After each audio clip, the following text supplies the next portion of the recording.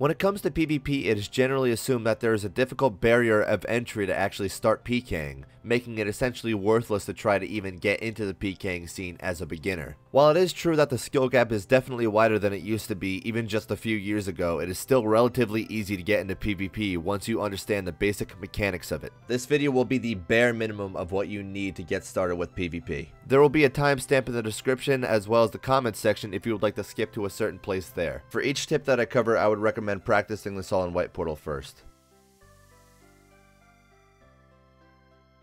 The first thing that we will be covering is one-ticking. One-ticking is a pretty big mechanic in PvP since it effectively gives your opponent no time to react to your special attack, since the special attack weapon is visible at the same time you use your special attack weapon. It really isn't too difficult to understand one-ticking with most spec weapons aside from the Gmaul, so if I make an advanced mechanics video, it will end up being in that one. To effectively one-tick, all you have to do is click on your spec weapon, then F key over to your special attack screen and click special attack, and then finally click on your opponent. When doing this, you have to wait for your main weapon to be finished with its attack cycle. For example, if you're using a weapon such as a whip or a dragon scimitar, which are both 4-tick weapons, then you have to wait for 4 ticks or 2.4 seconds until the next hit will occur. And instead of hitting it with your whip or dragon scimitar again, this is when you would perform the one tick. Depending on your latency and your connection to the server, generally speaking, it will take about half a second for all of this to take place, so you have to test it a few times until you get a comfortable feel for it. And once you get a comfortable feel for it, you should be able to get it every single time. For this mechanic as well as every other mechanic, I recommend doing this in White Portal either with a friend or in World 2 where most people just kind of hang out, and then you can test this effectively as much as you want, because once you get the timing down, it's relatively easy to understand.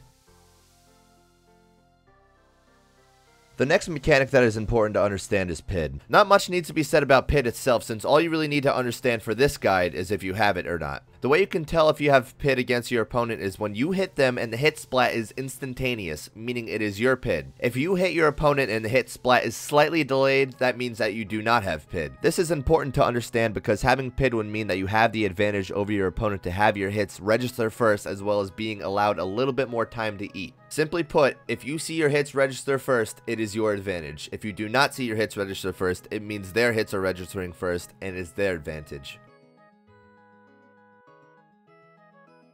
Vengeance is an important thing to have when it comes to 1v1 due to its unique ability of being able to rebound 75% of a hit back towards your opponent. There's not too much to say about Vengeance, but it is best to go for a Vengeance when you either know that your opponent is going to use their special attack or when you are going to use your special attack. If neither one of you have special attack, then you generally want to go for your Vengeance when your opponent is relatively low on their HP. The overall idea of timing your Venge correctly correlates with when you plan to do the most amount of damage yourself. For example, in this clip, I went for the Vengeance here because I figured he was going to go for his special attack. Because I knew he was going to go for his special attack, I knew that he was about to do a lot of damage to me, so I could reflect a lot of that back to him, and then, in addition, I could go for my special attack weapon as well. Understanding the basic idea of this is simple enough, but to really get a good feeling for when you want to go for your Venge, you're going to have to practice this.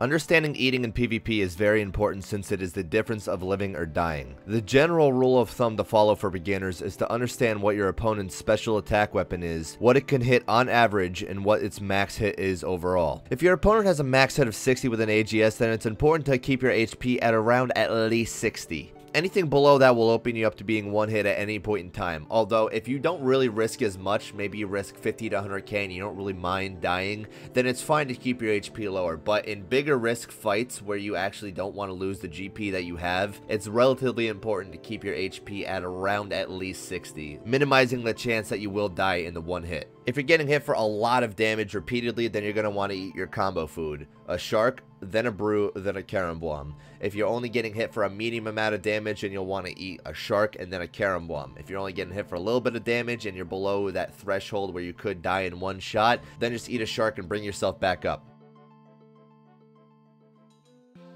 This is an incredibly easy mechanic to understand, and it is only really useful in certain situations. Most of the time, I don't even like to go for it personally since it wastes your full spec bar, but it is a good mechanic for beginner PKers to understand. We're going to be covering this with the AGS Gmaul, although it obviously works for any spec weapon that uses 50% or less spec. To successfully AGS Gmaul someone, all you have to do is click the special attack on your AGS and then your opponent, and then wait for the special attack to go off. Then, once the special attack is going off, immediately click your Gmaul, then click your Spec tab again, and then click on the special attack, and it will immediately go off without you having to click them. The mechanic is super easy to understand, and practicing it will make you better at it, but keep in mind it's a cheap move and you're relying solely on luck. If the spec doesn't land, then you just wasted your entire spec bar, so really only use it in a few situations to gain the full benefits of it. I will only be covering the basics of pure PKing, since the goal of this video is to teach you the mechanics of PKing as well as the basics behind it, so this will only cover the basic idea of pures as well as items that you should have for a pure. I'm going to also repeat this for med and main PKing as well. The benefit to pure PKing is that you will maintain a relatively low combat level and have very strong offensive stats. The trade-off for this is that you will, of course, have no defense. With this in mind, your best defense is going to be a good offense, so make sure you are able to deal a lot of damage to minimize your chances of dying. Standard gear setups for pures would generally be range to melee spec weapon or melee to melee spec weapon. Of course, there is the range setup as well that you could go with the dark bow, the dragon throwing axes, or the light ballista, but it's not terribly different from the melee setups in terms of mechanics. The items that are worth having on a pure and that you should go for is going to be the decorative range top and the halo from Castle Wars, as well as getting mithril gloves, climbing boots, and a fire cape. You could, of course, customize it with a bunch of different items, but generally speaking, these are the basic items that you want to have. There are, of course, many different types of builds for pures, but the three I'm going to focus on are the 50 attack, the 60 attack, and the 75 attack builds,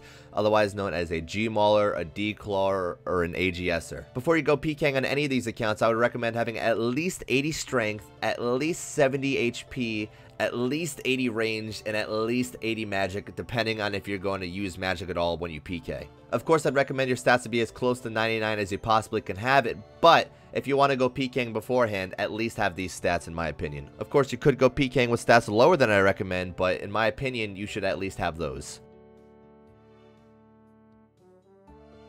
I will only be covering the basics of Zerker / med level PKing, since the goal of this video is to teach you the mechanics of PKing, so this will only cover the basic idea of Zerker / med levels and their items that they should have. I'm going to also repeat this for main PKing as well. When it comes to Zerker / med PKing, you're going to want to either have a 60 attack build or a 75 attack build, with 45 defense for Zerker PKing or 75 defense for med PKing. The benefits of having a Zerker is that you have defense as well as some armor that gives you better offensive bonuses as well as the ability to use vengeance. The benefits of having a med level is that you have even better defense as well as better offense bonuses, as well as having access to stronger prayers such as piety and vengeance. Now, the drawbacks to having a Zerker are that you gain quite a few combat levels and you would end up facing people who have either good defense or really good offense, where you have okay defense and okay offense. The drawbacks of having a med level is that everyone is going to have really high defense and it will be harder to get kills as a result. Now, when it comes to the recommended items for each build, for Zerkers, I would recommend having a fire cape, a berserker helmet, a fighter torso, a rune defender, and barrow's gloves. The recommended gear setup for a med level is a torso, a helm of Naetiznot, a dragon defender, barrow's gloves, and a fire cape.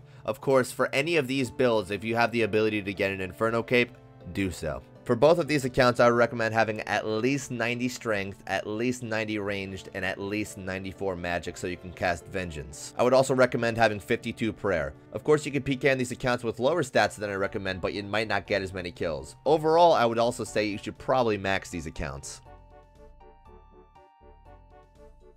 Just like I said with pure and med PKing, I'm only covering the basics of main PKing, and for main PKing, it's honestly pretty straightforward. You're going to want to be as max as you possibly can, obviously 99 in every stat. Maybe you just want 77 prayer so you can have augury. And for your gear, you're going to want to have the same exact stuff as a med level would have. That being a helm of Naetiznot, a fire cape or an inferno cape if you can get one, a torso, a dragon defender, and a barrow's gloves. If you have the money, you can also buy an Avernic defender hilt and attach it to your dragon defender to make it even stronger. All you have to know about the account build itself is what armor you have to get and what stats you should have. I really don't want to cover range / mage PKing too much, since ranged PKing is relatively straightforward and pretty similar to melee PKing, and mage PKing involves Britting, which involves a much more hands-on video itself. What I will say about mage PKing is that there are 3 important milestones for PKing with mage, that being 70 mage for ice burst, which can be used for low level rushing, 85 magic, which can be used for TB / entangled PKing, as well as ice blitz PKing, which is only 82 magic, and 94 magic, which is used for vengeance PKing as well as barrage PKing. What I will say about range PKing is that it is worth getting Void for, as well as unlocking the Heavy Ballista from Monkey Madness 2, which is a very powerful weapon. You can of course PK with range at any combat level provided that you actually have range levels to PK with, but it begins to be powerful once you hit 42 range defense for Void itself, and then it becomes even more powerful at 70 defense when you have the ability to use Augury with 74 prayer.